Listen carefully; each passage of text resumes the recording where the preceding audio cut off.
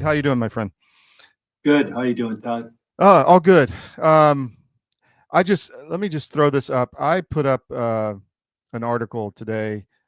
I just decided I'm going to go after this decision to possibly give Ukraine Tomahawks. What do you think of this? I mean, I just said it's enabling nuclear war. If you give Ukraine Zelensky Tomahawk missiles, which can carry a nuclear warhead, um, what say you? Yeah, I mean, to be clear, his answer was that he's thinking about it, right? Well, he said he made a He's decision, and I have to see where it's going to be sent. To Yeah, I me, have to that's see a soft where the yes. So right, maybe it's right. negotiation. I don't know. No, so he has not agreed to send them. So that's the key point. However, it just connects the dots that what we saw Zelensky's sly smile. He had a one-on-one him, Kellogg and Trump when he came into the UN last week, and that's when they talked him into all this stuff, and that's when he came out with the 180-degree change of Yeah. view, and whether it was psychological jujitsu, negotiation tactic, but we're getting to the point where he's got to throttle these negotiation tactics. Yeah. I'm just going to say this to scare them or whatever. As we're going to talk about this morning, things are not going in the right direction. The Well, it's Europeans scaring us. are It's not are scaring are Putin. war crazy, right? Yeah. Right. And so, but what I'm pointing out is the potential for escalation right now is higher than it's ever been before. The Hmm. potential for both purposeful and accidental escalation is higher than it's ever been before. And we've been narrating the propaganda about the drones, and that has just completely spun out of control. All of Europe is living in this state of fear and panic because their leaders. We lived through this. We lived through it in the pandemic, 2020 election. We lived through the propaganda machine of our own government and our own mainstream media, Hmm. pounding false messages. The Europeans have been locked in that longer than us and have nowhere near what we had as far as resistance and independent social media, Hmm. and shows like this that people could go to and get some glimpse of reality. But that's not happening over there. And to me, the cruise missile thing is just one more piece of it. Todd, we're getting to the phase of insanity and Yes. senselessness now in Europe, Yes. and Zelensky too. I don't want to forget him. That we might need to start titling every episode of this show, "Dear President Trump, please listen if Yeah. you want to stop the fighting." Because what's first very obvious is he's being completely bamboozled by incompetent advisors. The main one of whom has a massive conflict of interest that should disqualify him immediately from having any input into our country's negotiation on what's going to happen.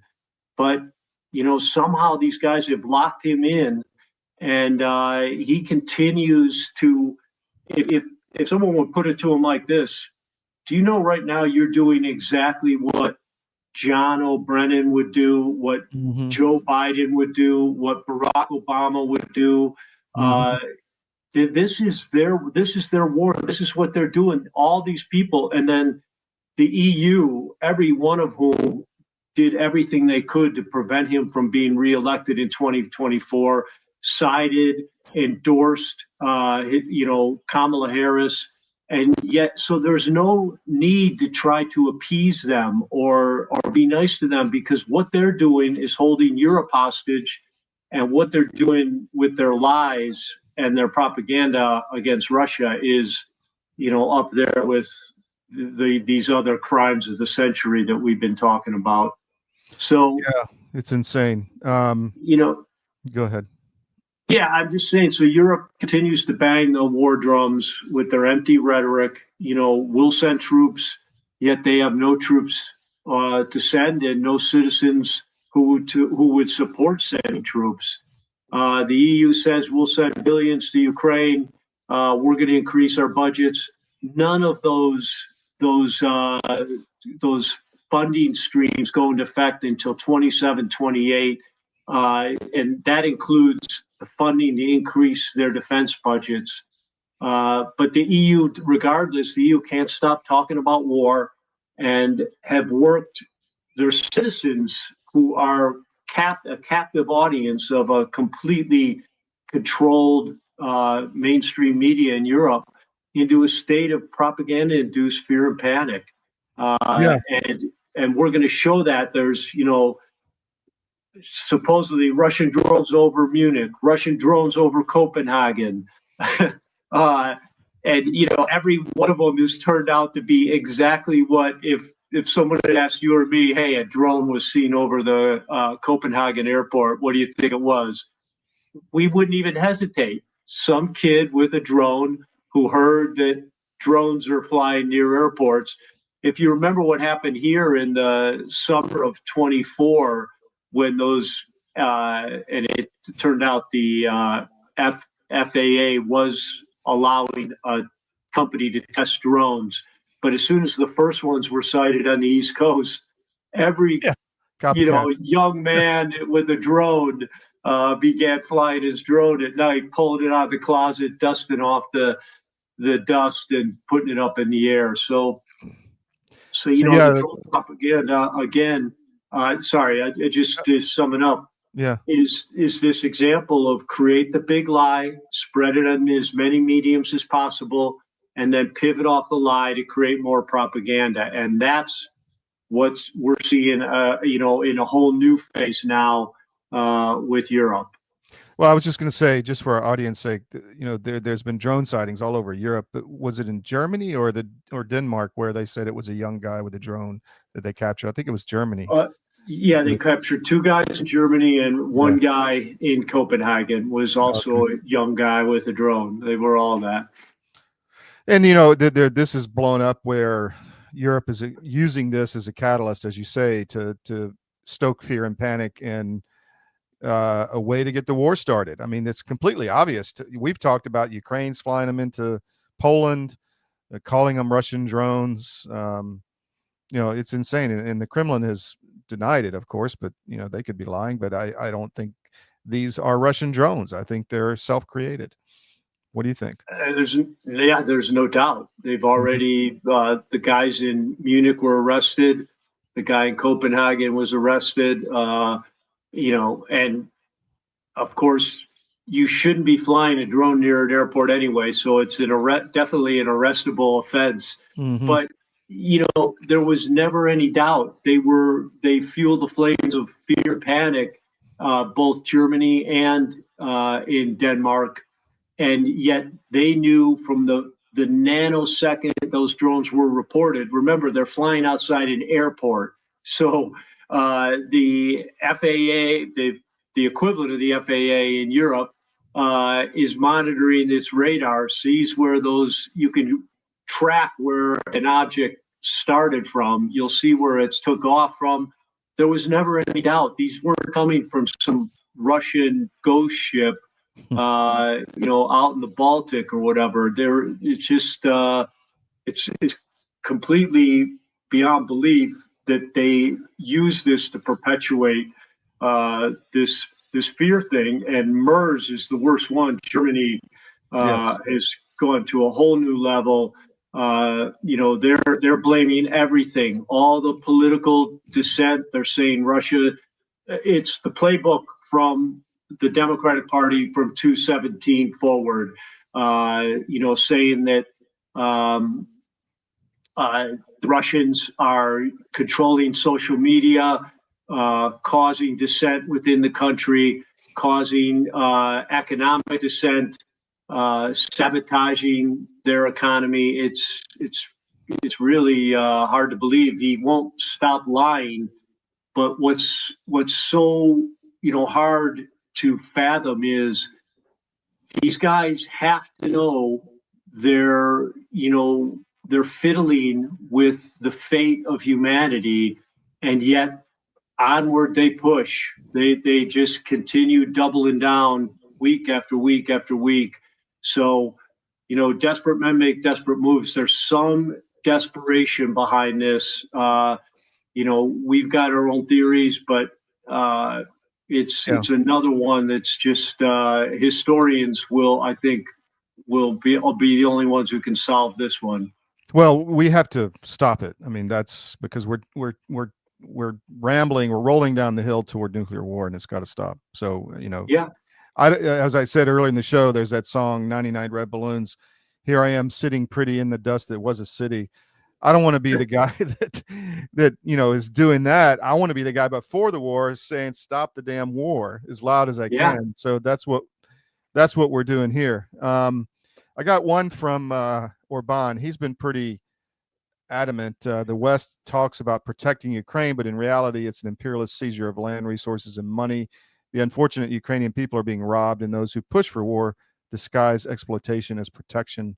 Do not harbor illusions. This is about power and profit. So this is what Russia's been saying for some time. Orban seems to be in line. I've got a video. It's not this exact video, but the only one I could find was another one. If you want to play that, it's Yeah, similar. no, but leave that up because those words should be etched in stone. And Orban's been a hero of this, standing up to the autocratic EU Mm-hmm. as they try to bring everyone in line. How dare you disagree with the majority? Everything about the EU is being shown to be a complete farce. There's a single vote veto power in the EU. That's the way it was set up, and they're already talking about getting rid of that. But Yeah. Orban is, the sign of hope. You've got Hungary. You've got we just had in the Czech Republic an election that the populist won, so very high potential there. And Orban, we have other videos. He knows he's an active target of the EU, and of course, his life, unfortunately, is the first thing that has to be protected. But Hungary and the Color Revolution, the EU Color Revolution teams, they've got him, center sector. He's been targeted. I don't know. We also have some stuff from Georgia. There's the Color Revolution in Georgia by the EU. Yeah, so fifth attempt in 4 years Mm-hmm. in order to take over Georgia. The beauty of what's happening right now, and it needs to continue to happen, but the beauty is the gig is being exposed on color revolutions. And Yes. for our audience, I want to give the proper definition of color revolution so everyone knows what we're talking about. A color revolution is a term used to describe a sophisticated form of warfare that foreign governments and their agents use to create the conditions for political instability and eventually regime change in the targeted country. And to accomplish their purpose, there's a playbook, a written playbook for color revolutions. To accomplish their purpose of regime change, the foreign governments, and without exception, we're talking NATO countries, the US, France, Britain, and Germany are the color revolution countries, use cutting edge technology and psychology, as well as a strong role of non government organizations. This is Soros's groups. They do the groundwork. It's also a massive money laundering operation, and along with contractors to sponsor, plan, and organize the opposition, the messaging, and the protests themselves. So everything we saw in 217 here in America, that was Color Revolution playbook. Ukraine's been through it twice, 2004 and 2014. We, the U.S. government and the EU, both times overthrew the duly elected government of Ukraine, so twice. Georgia, they've tried 4 times. You just heard the 5th. And of course, Kyrgyzstan has also been the victim. So color revolutions are what they do. They're like little babies when they can't get their way, they just go and overthrow the government. Yeah. And they do it in a way that's never works. It doesn't have any. It doesn't. No It doesn't legitimacy. produce any results. Right. Yeah. Right. Well, it happened in Romania. Well, it's the old saying, you can vote your way in, but you have to shoot your way out. I mean, because once they get in power, they don't leave. Just like in Romania, where you had a populist win and they literally canceled the election. That was the EU. Everybody knows it, and America's involved in that because we want this base on the Black Sea coast in Romania. So it's one way or the other. They're going to get their guys in, and we're hopeful on Orban, and so far Georgia has resisted. We'll see. If that's the 4th one in Georgia, right? Or 5th one, it says. Yeah. Wow. The 5th attempt. Yep. Amazing. It's been nonstop. But and it's the EU trying to overthrow these governments and put their people in charge. And if you read my first article, it's on Substack. The history and chronology, the chronological history of the war in Ukraine. I explain in great detail about color revolutions and the reason they need to be outlawed by the United States is they never work. This is a bunch of State Department and CIA blue bloods, meaning their only experiences with their Ivy League diploma that they got, and then they went in and they pick out these leaders of other countries. The other countries not picking them. These individuals are. We, the people of America, are. These individuals are, and they always pick the wrong people. Going all the way back to when we were little kids, Antonio Somoza in Nicaragua. The track record is not being hyperbolic. It's 0 and like 1,000. We've done 1,000 of them, and 1,000 have turned out badly, and 0 have turned out well over time. So, of course, the reason they don't make sense is biologic. You're messing with nature. You're putting a person who doesn't deserve, who's never been part of, who the people have not chosen into power. And, that formula never works out because they're not motivated properly. They don't have anyone to keep them in check. And, they answer to someone who doesn't live in the country they're supposed to be governing. Well, that's what we had Can I here. ask a question about the nicotine pouches? Yes. Does it melt in your mouth or do you have to spit it out later? You can spit it out, you can swallow it, or you just savor it. I mean, you throw it in like you would a dip of tobacco.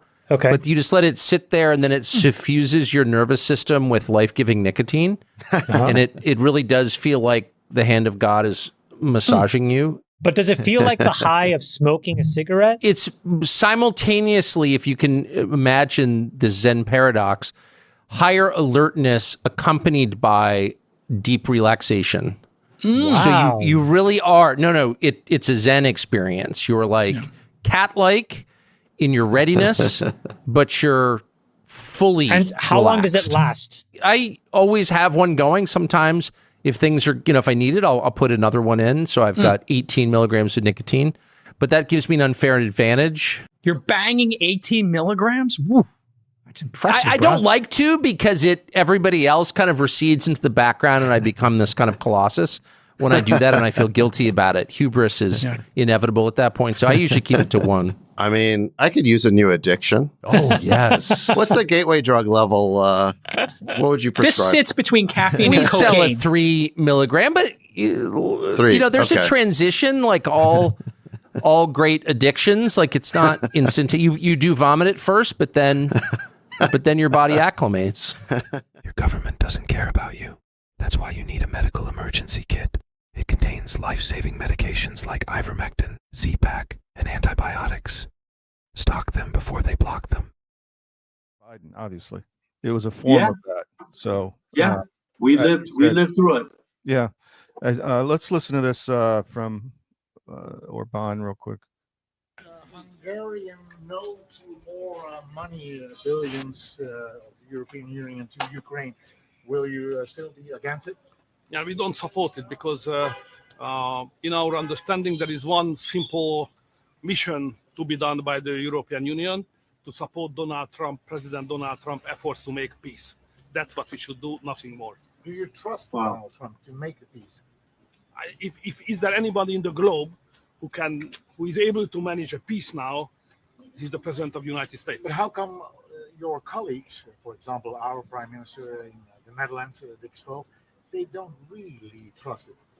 You know, but I have to represent the opinion of my own nation, and the Hungarians are still very strongly believe that we have to target all our efforts and capacity to make peace as soon as we can. First of all, because of the very much Christian reason, because we are losing lives daily, thousands, which is totally against our values. And second, economically as well, because the war is very, very expensive. We have a calculation what was the price paid by the Hungarian families in the last 3 years just because of the war, creating a higher energy price. The bonds, the interest rates went up, and we lost many export possibilities in Russia. Altogether, we lost huge amount of money per family in Hungary. So I would not like to continue that. If now, luckily enough, we have a leader, I mean, President Trump, who takes the responsibility to launch for peace negotiations. So I wish Trump would listen to that. Yeah, no kidding. I mean, I think that was just 2 days ago. So it was really good. Yeah, really good. I want to also play this one from Putin, just talking about some of the situation going on. Years ago, when the special military operation was started, some criticism was voiced regarding the Russian army, regarding the Russian state, that we are lagging behind in some aspects. And some failures that occurred were due to that period of time. Have we catched up? And secondly, once we're speaking about the Russian soldiers, at the moment, what is the situation on the front line? What is your take? Well, most importantly, it's not that we lag behind, but, you know, we ain't seen some of the novel things. Not that we wanted to do something, but we failed to do that on time. Some things are brand new for us, and this is my first point. My second point is that we've been waging a war. We've been manufacturing the military hardware. But, you know, on the other side, very many countries, all NATO countries, have been waging war against us. All of them put together, and there are instructors, unfortunately, who actually participate in the hostilities. He goes on to say that Russia's, you know, very well armed, and Europe is insane, wanting to fight with Russia in a major war, which is obvious. I mean, it's obviously that's what they're driving. They couldn't get it in Donbass. You know, he's going too slow there, so they have to talk about Poland, and you know that's not working. So we got the drones. Maybe that'll work. So who knows? What do you think? Yeah, I listened to the whole thing, and you know he really between him and Trump, you know, what we've seen in just this last year of talking to the press, answering questions, saying things out loud is unbelievable compared to where we were, compared to the way European leaders interact with the people. You're seeing a real standard right there, and everything he said was accurate. You know, to start out with, the guy asked him, "Hey, in the beginning, you know, we were behind," and he didn't really address that, but it's true. You know, they were an old army. They had not fought together since Chechnya, which is not Grenada. It's, you know, Chechnya is a World War II type experience. So they had guys, you know, with 20 years experience who had, you know, senior guys with combat experience, but none others. Mm-hmm. And you need junior guys with combat experience. So what they've grown into since then, it's not, you don't have to, you know, you don't have to compromise your loyalty to your own country, whether that's the U.S. or some other country. when you're fighting, when an army and a military fights like this for 3.5 years, they become a fighting machine. They become this adaptive, finely honed machine, and it takes a couple of years. It takes a couple of battles. It takes a bunch of guys talking about it and changing things, and that's what's happened in Russia. And he goes on in that interview to say, I think we have probably the most effective military in the world. And there's nothing wrong. You don't have to, again, think you're a traitor to agree with that. I've said it over and over on this show. In those first years after 9/11, the U.S. military was not, without a doubt, the most powerful military on the planet. Our combined arms integration, experience level, what we changed from the lessons learned right off the bat made us a war fighting machine. Mm-hmm. And that's what it takes. So it's just reality, and Europe should be able to grasp that reality. They're like a minor league baseball team thinking about playing a pro team. They have no ability to go up against Russia, especially the Europeans, because they've allowed their militaries to fall into such a state of disarray. So he's right about what he's saying, and again, the fact that he's saying it and openly talking to the press is another example of how badly the European leaders are failing their people. Well, it's obvious that Russia is, is focused on East Ukraine. I don't believe they have the wherewithal, the stroke to go into, Estonia or Poland. They just don't have it.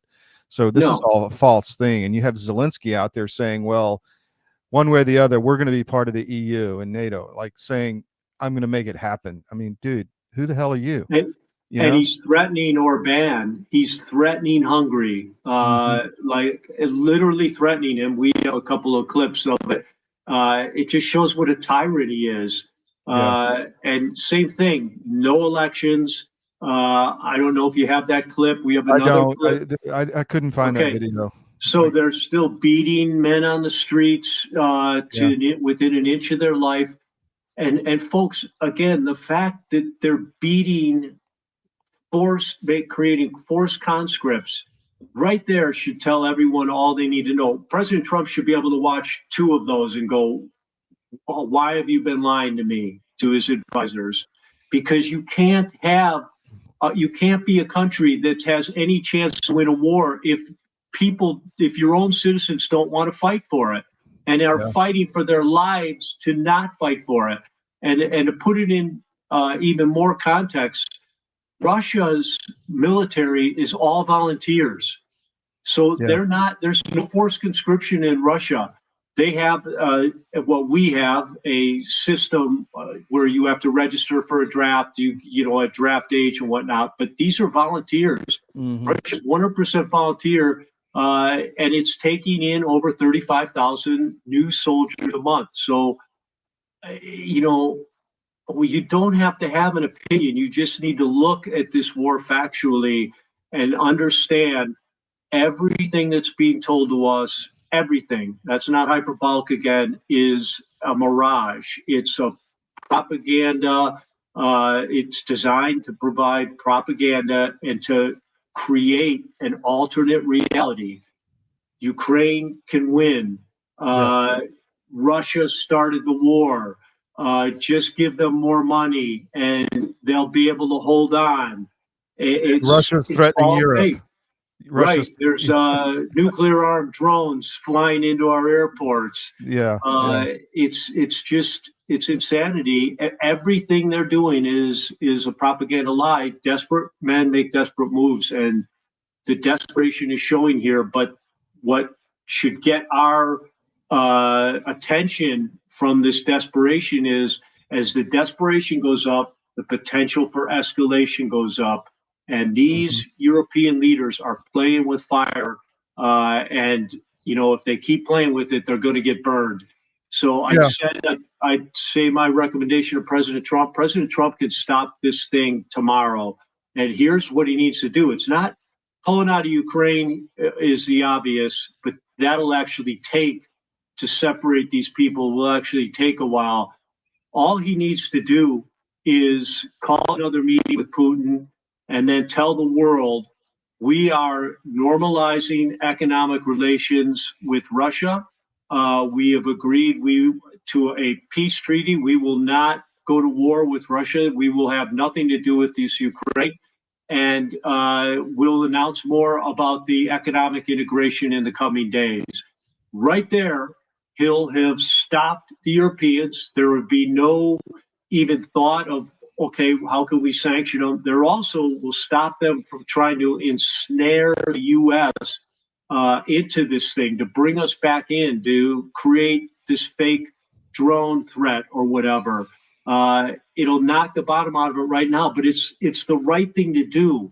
He needs to stop with this, psychological jujitsu manipulation, negotiation tactics, and do the right thing. And the right thing to do is to not just, normalize relations with Russia, but to admit, how the war started, acknowledge that it was the EU and the US, and acknowledge the series of catastrophic decisions he did in the beginning. He did in the beginning. Made by Biden administration, unelected officials. Doesn't need to, the worst thing he can do is complement those decisions, which is what something like the Tomahawk missile decision would do. He needs to do the opposite, and that would end the war right away. Pete, thank you very much. Really appreciate it. I'll get you the clip as soon as I can today, and as soon as my guys are done with it. So thank you again for everything and all your insight. Really appreciate it. You bet, Todd. Take care. Take care. Bye.